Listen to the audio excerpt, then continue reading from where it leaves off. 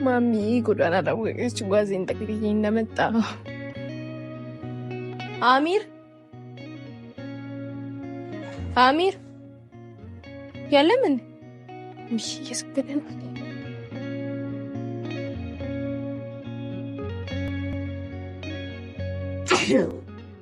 ድግ ብል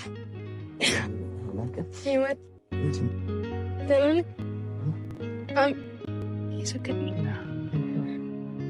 ጓዜን ጠቅልዬ ማለት ነው። አሚር ይምጣና ነግረኝ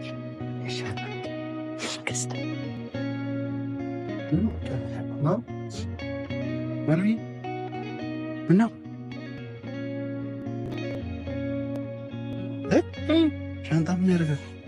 የኔ ልብስ ነው።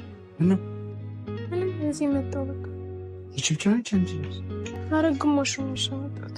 በሰላም በሰላም በቤት ምን ተፈጠረ? ምንም አልተፈጠረም። ያው ታውቂያለህ፣ ደስተኛ እየሆነ አይደለም በእኔ። እሺ